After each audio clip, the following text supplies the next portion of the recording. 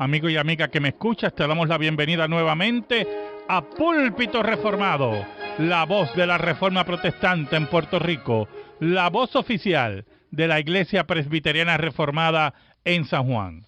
Te habla el reverendo Carlos Cruz Moya y te invitamos a que te quedes con nosotros en la próxima hora para que escuches palabra de Dios, la palabra que no se equivoca, la palabra que no vuelve atrás vacía, esa palabra que como espada de dos filos penetra hasta lo más profundo del corazón del hombre y la mujer. En esta hermosa noche en San Juan de Puerto Rico vamos a tener el tema La Nueva Pascua. La Nueva Pascua. Así que amigo y amiga que me escucha, busca tu Biblia, la palabra de Dios, la única regla de fe y conducta para discutir este tema tan interesante, la Nueva Pascua. En esta noche me acompaña el hermano Andrés Martínez. Dios bendiga a todos los que nos oyen. Y un servidor, el reverendo Carlos Cruz Moya. Así que amigo y amiga que me escucha, busca tu Biblia, la palabra de Dios, la única regla de fe y conducta, y buscamos Primera de Corintios, capítulo 5, versículos del 7 al 8. Primera de Corintios, capítulo 5, versículos del 7 al 8. Dice así la Escritura: Limpiaos, pues, de la vieja levadura, para que seáis nueva masa, sin levadura como sois, porque nuestra Pascua, que es Cristo, ya fue sacrificada por nosotros. Así que celebremos la fiesta, no con la vieja levadura, ni con la levadura de malicia y de maldad, sino con panes sin levadura, de sinceridad y de verdad. Amén. El pueblo de Israel celebraba la Pascua, que era la conmemoración de la salida de Egipto, en forma con brazo fuerte de parte de Dios. Era el símbolo de libertad, era el símbolo de redención. La palabra Pascua significa pasar por alto. Era el símbolo de que Dios cumplía sus promesas y su pacto con su pueblo. Y se sacrificaba, y se sacrificó un cordero, ¿verdad?, en esa noche de Pascua, en el cual su sangre, puesta en los dinteles de las puertas, indicaba que esa familia estaba cubierta por el pacto de Dios y por la sangre del cordero, conocido como el Cordero Pascual. Ahora, todo eso era un tipo del cordero de la verdadera Pascua, la nueva Pascua, la cual vendría miles de años después en la persona de Cristo. Ya no era un cordero animal, ¿verdad?, sino el Cordero de Dios que quita el pecado del mundo, como decía Juan el Bautista. Ahora, nosotros queremos enfatizar en esta noche las implicaciones que se tienen en relación a la Pascua que es Cristo, como dice aquí el apóstol Pablo. Lo primero que tenemos que aprender de los pasajes que dice el apóstol Pablo, número 1, que nosotros nos tenemos que limpiar de la vieja levadura. Ya no es la Pascua de Israel, sino la nueva Pascua en Cristo. Como dice el apóstol Pablo, limpiaos pues de la vieja levadura para que seáis nueva masa, sin levadura como sois, porque nuestra Pascua, que es Cristo, ya fue sacrificada por nosotros. Ya nosotros no tenemos que repetir la fiesta de la Pascua con un nuevo cordero, porque el Cordero de Dios murió una sola vez y para siempre por su pueblo. Por eso el apóstol Pablo en el versículo 8 dice, así que celebremos la fiesta. Mire, él dice, vamos a celebrar la Pascua, no con la vieja levadura, no con los tipos, no con las sombras, ¿verdad? Ni con levaduras de malicia y de maldad, no tampoco con la vieja criatura, sino con panes sin levadura de sinceridad y de verdad, porque Cristo, que es nuestra Pascua, es la luz y la verdad de los verdaderos creyentes.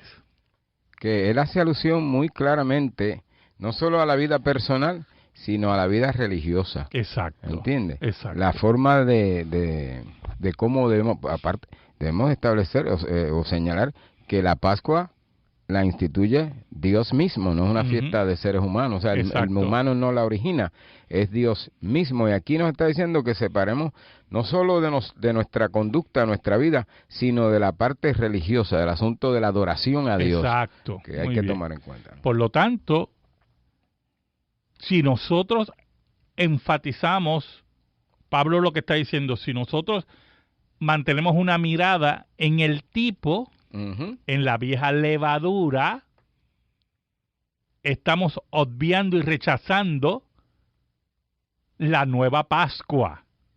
La Pascua que es en Cristo. La Pascua que es verdaderamente eterna. Que es nuestro descanso. Que es nuestra realidad. Ahora, Pablo hace un énfasis ético en la celebración de la Pascua en estos versículos. Pero también hay un aspecto ceremonial litúrgico, ¿verdad? Muy bien. Que es la institución de la mesa, de la Santa Cena, de parte de Cristo, como un recuerdo, ¿verdad? Un memorial, no solamente de recordar lo que Cristo hizo por nosotros, sino también un aspecto escatológico, porque Cristo dice que va a tomar la mesa con nosotros cuando Él vuelve. Y vamos a buscar el pasaje que lo tenemos en Mateo 26. Mateo 26. 26 al 28. Para que veamos los aspectos no solamente litúrgicos, que acabo de mencionar, no solamente los aspectos escatológicos, sino el concepto del nuevo pacto. Sería bueno señalar, ¿verdad?, para contextualizarlo, que se va a celebrar la fiesta de la Pascua. Cristo, los discípulos le preguntan dónde la va a celebrar y buscan el lugar, y mientras comían, tomó Jesús el pan. Versículo 26 el verso 26 al 28. Y mientras comían, tomó Jesús el pan y bendijo, y lo partió, y dio a sus discípulos, y dijo: tomad, comed, esto es mi cuerpo. Y tomando la copa, y habiendo dado gracias, les dio, diciendo: bebed de ella todos, porque esto es mi sangre del nuevo pacto, que por muchos es derramada para remisión de los pecados.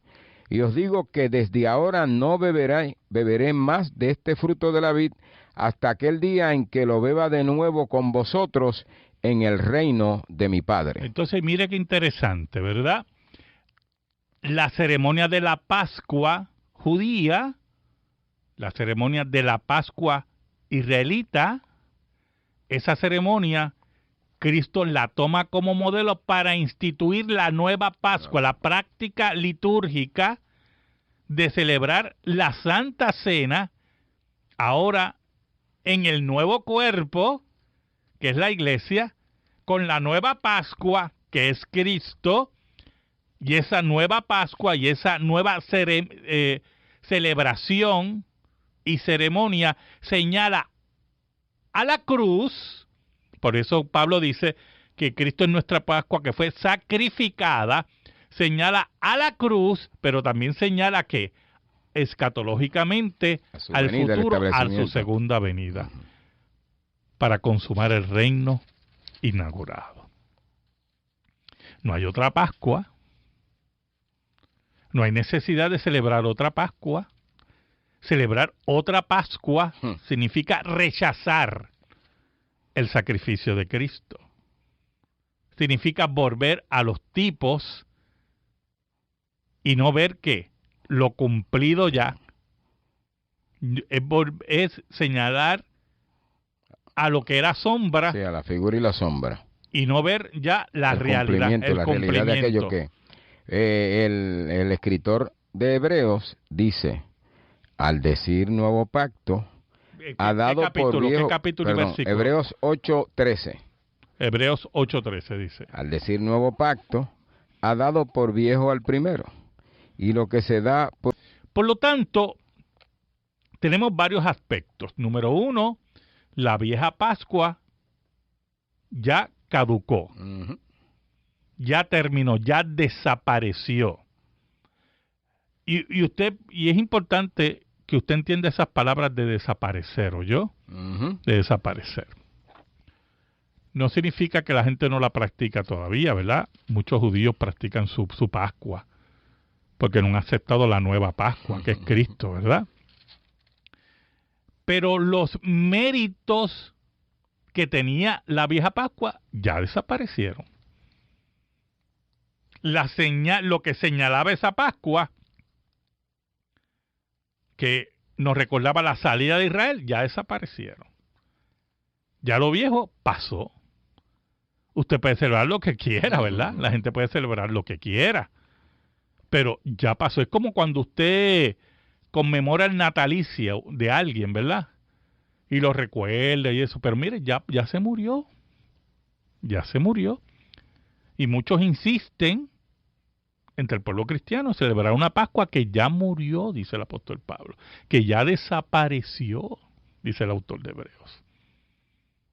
Eso me recuerda acerca del pueblo judío, que no adora al verdadero Dios, no aceptando a Cristo como el Mesías. Así mismo es, porque el que no tiene al Hijo, dice la Biblia, no tiene al Padre. No tiene al Padre. Y entonces, si los que hemos recibido el nuevo pacto retrocedemos a las figuras, nos está pasando lo mismo, que estamos rechazando al Dios verdadero.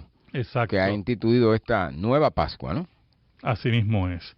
En ese sentido, siguiendo esta línea, el autor de Hebreos nos dice que cuando usted rechaza la nueva Pascua, cuando usted rechaza la sangre del Cordero, usted está pisoteando la sangre del nuevo pacto, dice el autor de Hebreos.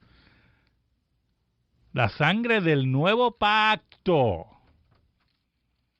Porque usted se quiere aferrar a figuras y a símbolos que ya no tienen ningún recurso, no tienen ningún uso, porque nosotros tenemos ahora el cumplimiento de la realidad, ¿en quién? En la persona de Cristo. Ahora, pero también el lenguaje de Cristo no solamente nos habla del señalamiento del Gólgota, del futuro escatológico, sino también nos habla del nuevo pacto en su sangre, que es el cumplimiento de la profecía del Antiguo Testamento. En Cristo tenemos el nuevo pacto.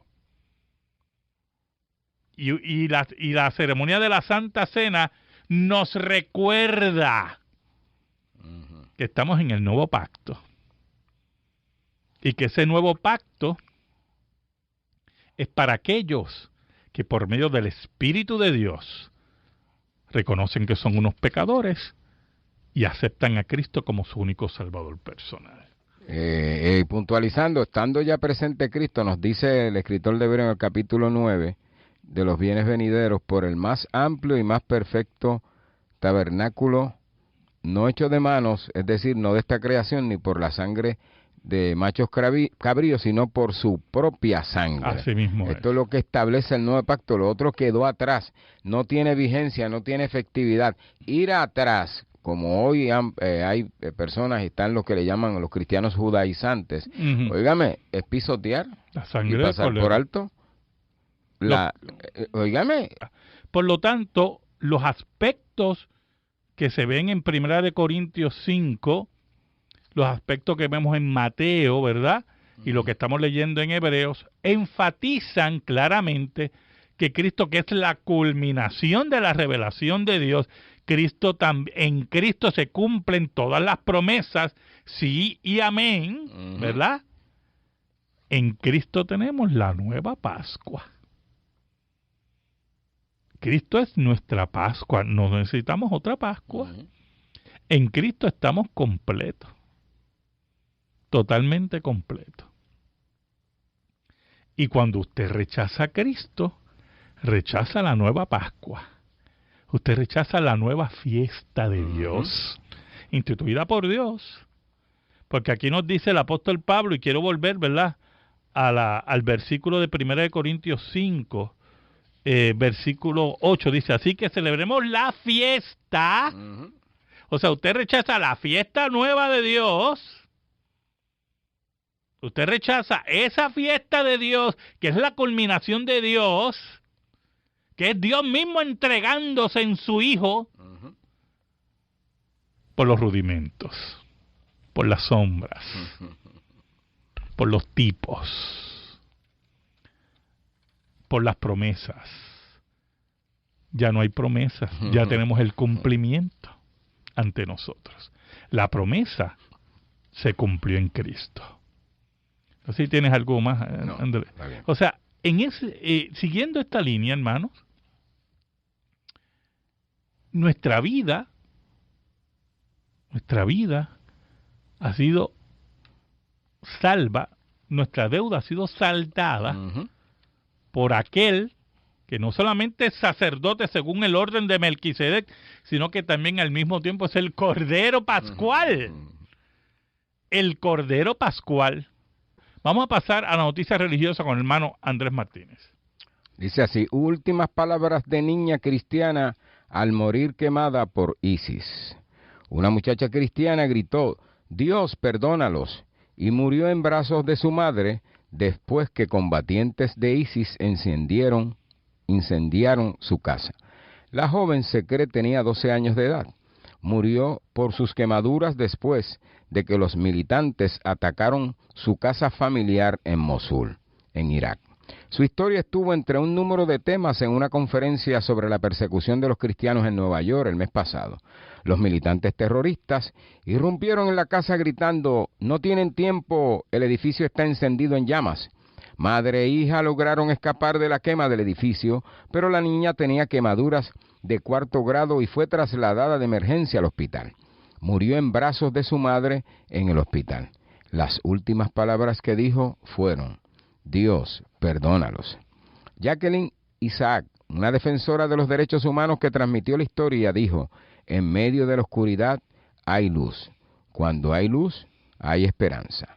Isaac es vicepresidenta del grupo Camino de Éxito y estaba entre un número de oradores en el evento de 3 días realizado en Nueva York. Samia Slemen, de 15 años, también fue una de las oradoras en el evento y habló de su experiencia como una cautiva de ISIS durante 6 meses. Hombres y mujeres cautivos fueron separados. Niñas tan jóvenes como de 7 fueron violadas y obligadas a convertirse al Islam, dijo. ¿Por qué estos niños inocentes y los demás inocentes sufren tanto en la región? Preguntó Sleman. ¿Por qué no vemos que se tomen medidas? Aunque hace ahora 1 año y medio hemos visto cosas horribles ocurrir. Las minorías, especialmente los cristianos, en esa región, no vemos a la comunidad internacional tomando medidas concretas contra el Estado Islámico. Amén. Noticia terrible. Es interesante ver el miedo que le tiene el mundo al cristianismo. ¿Cómo tú asesinas a una niña de 12 años? Sí, de 12 años. 12 años, cristiana. Y asesinas a un grupo de cristianos y los quemas vivos. Se nota la diferencia entre Occidente y ese lado del mundo, porque allá las diferencias son bien marcadas entre el cristianismo. Acá la cosa está diluida. Acá hay sincretismo, hay muchas cosas, pero allá no. Allá se es o no se es. Y esa niña de 12 años se atrevió a decirle a Dios, perdónalo. O sea, es bien marcado el cristianismo de esta niña. Exacto. Y por eso el ataque. Exacto. Por eso el miedo. Tienen miedo. Por eso nosotros somos los que no tenemos que tener miedo. Ujú. Por eso Cristo nos decía, no tengan miedo. No tengan miedo. Los enemigos de la iglesia un día serán destruidos. No necesitamos ni ejércitos, ni armas nucleares, ni gobiernos. Un día,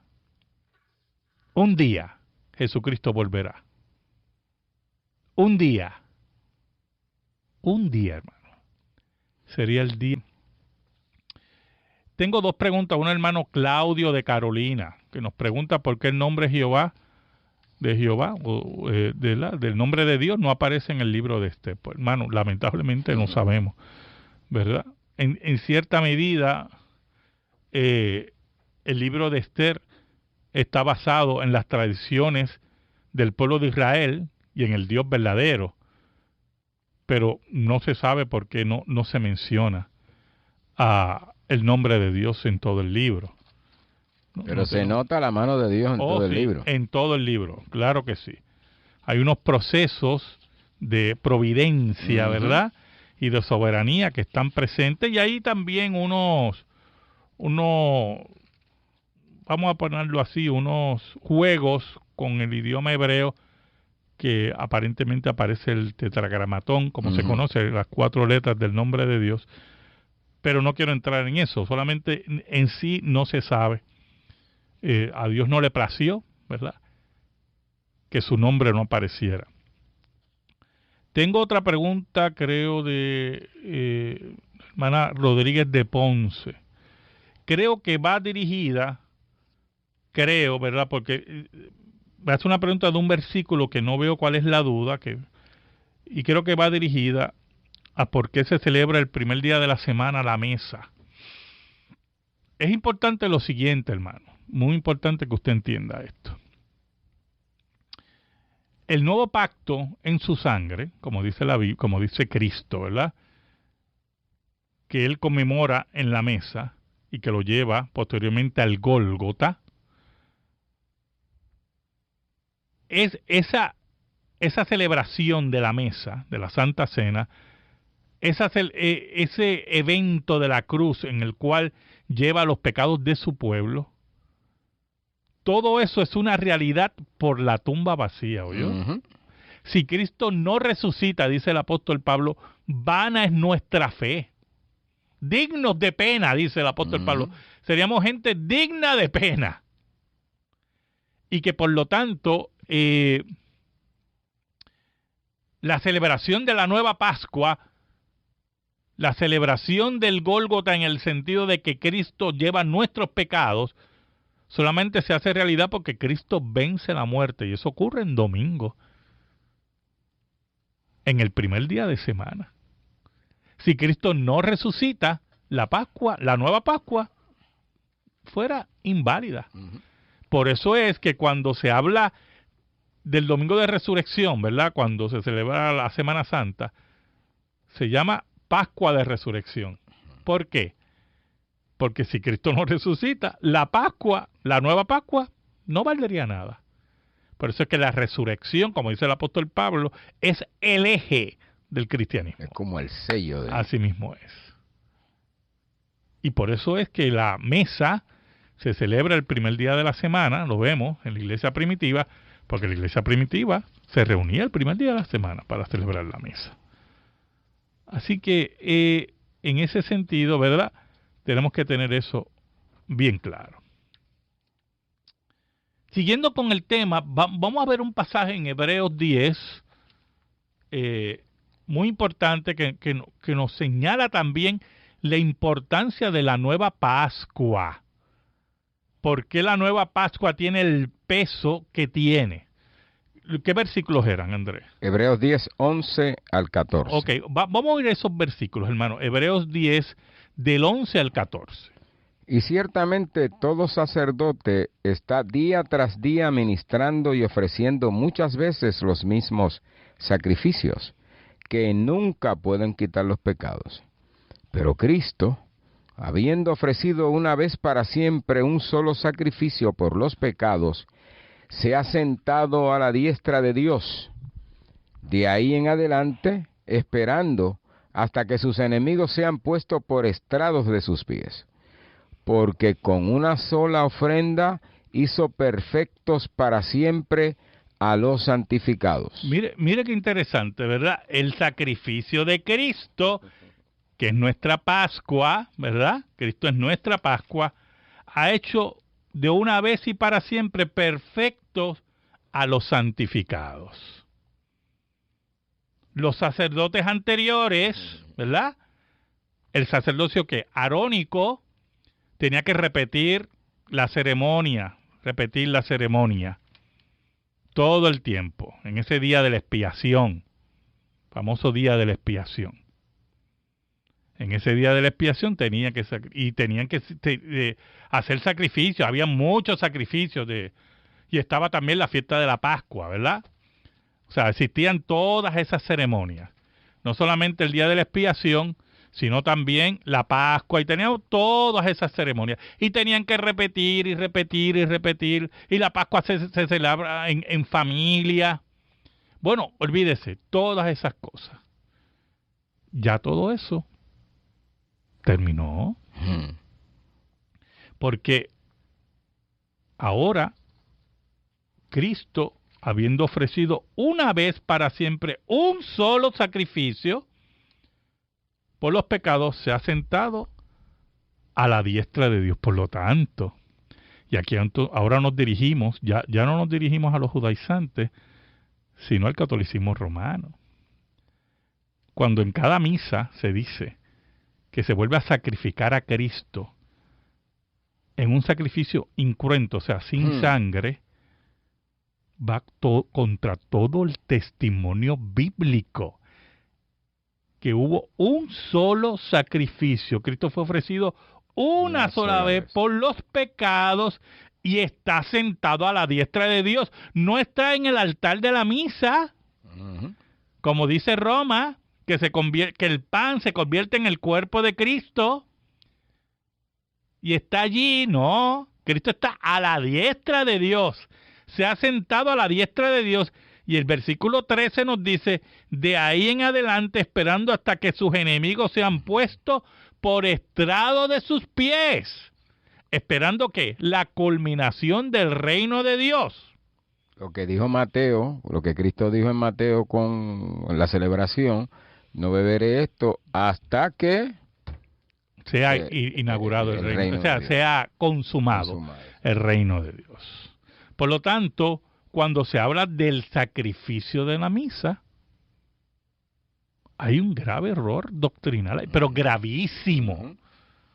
Y es un acto profundo de idolatría. ¿Por qué?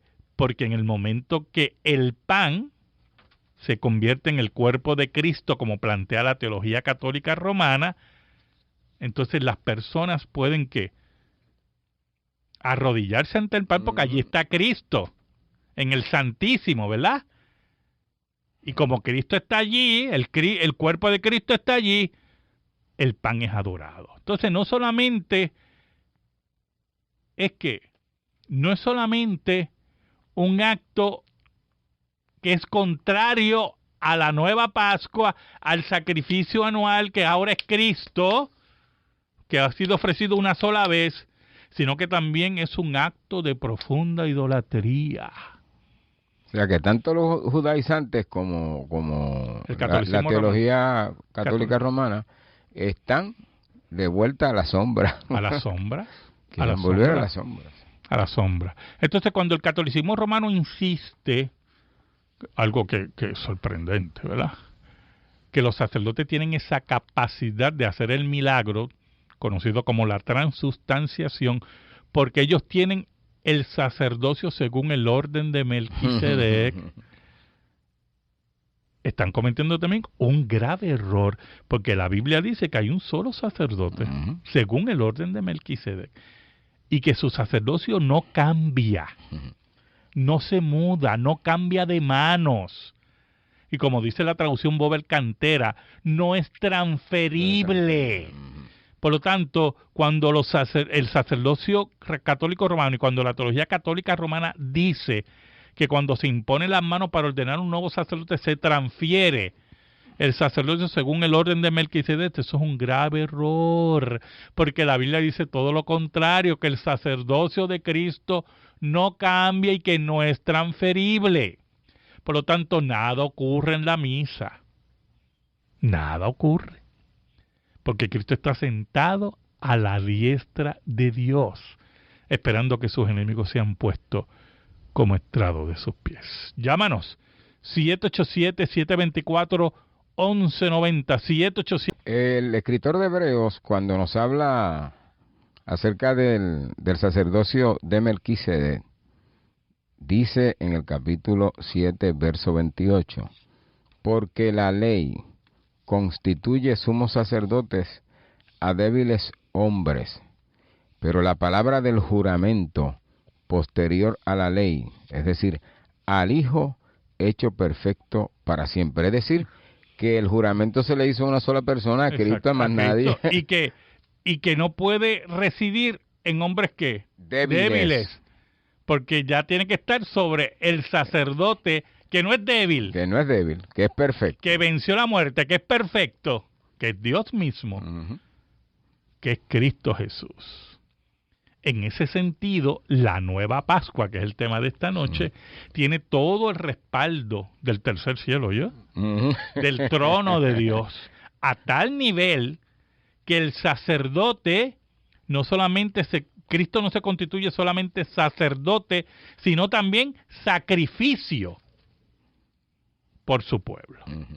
Sacrificio por su pueblo. Ahora, para terminar en esta noche, en ese mismo capítulo 10 de Hebreos, que lo dejamos en el versículo 13, mire cómo dice, el versículo 14, el 15. Mire cómo dice el versículo 15.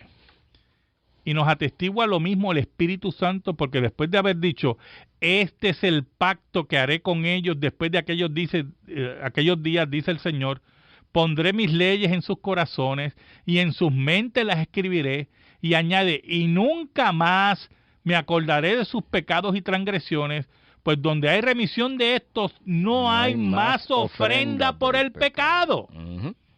No hay más ofrenda por el pecado. No hay que tener nuevos sacerdotes. No hay que buscar remisión de los hombres. No hay que ver sacrificios de misa de ninguna clase. No hay más.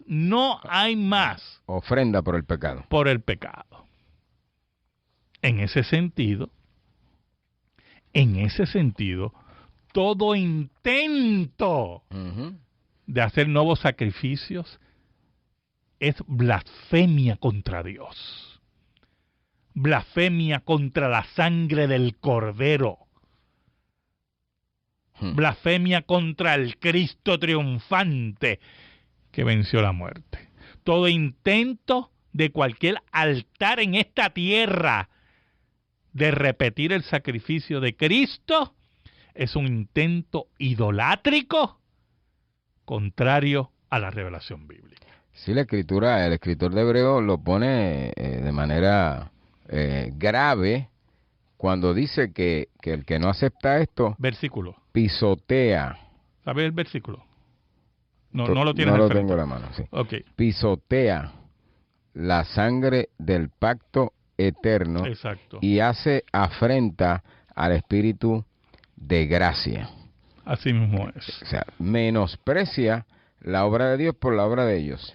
Yo te voy a leer el versículo. Mira cómo dice Hebreos 10, versículo 26 al 29. Dice así: porque si pecáramos voluntariamente después de haber recibido el conocimiento de la verdad, ya no queda más sacrificio por los pecados. Le está hablando a esos judíos que abandonaban la fe, ¿verdad? Sí. ¿Y abandonaban qué? La fe verdadera, y pecaban voluntariamente. O sea, en eso consistía el pecado. Exacto, en rechazar a Cristo, sino una horrenda expectación de juicio, porque querían volver a los sacrificios de animales, a la Pascua anterior. Dice, ya no hay sacrificios. Si usted vuelve a esos sacrificios, mire, esos no sirven, le dice el autor de Hebreos, sino una horrenda expectación de juicio y de hervor de fuego que ha devorado a los adversarios. Entonces dice, el que viola la ley de Moisés por el testimonio de 2 o 3 testigos muere irremisiblemente. ¿Cuánto mayor castigo pensáis que merecerá el que pisoteare al Hijo de Dios y tuviere por inmunda la sangre del pacto en la cual fue santificado e hiciere afrenta al Espíritu de gracia? Todo aquel que quiera volver a una Pascua, que quiera volver a sacrificios de animales, que quiera volver a repeticiones de sacrificios incruentos, sin ninguna base bíblica, pisotea la sangre del Hijo de Dios. Y tiene por inmunda esa sangre. O sea, y hace afrenta, o sea, está contra Dios, en contra de Dios. Contra del Señor.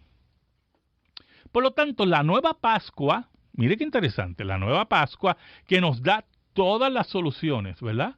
Porque ha hecho perfectos para siempre a los santificados, que solucionó nuestro problema con Dios, porque pagó la deuda. La nueva Pascua, que es Cristo mismo, que se confirma en la resurrección, en la tumba vacía.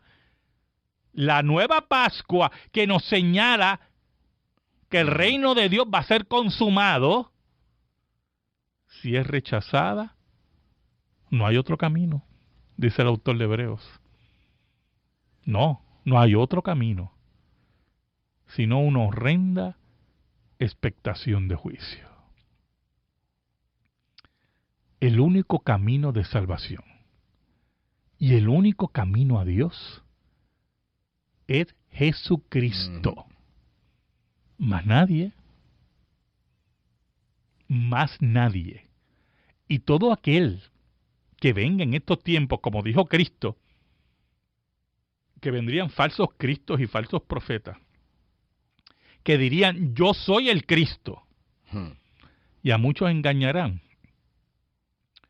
son una patética imitación, un intento patético de imitar a la segunda persona de la Trinidad, el que fue sacerdote y sacrificio al mismo tiempo. Cristo le llama ladrones y salteadores. Así mismo es.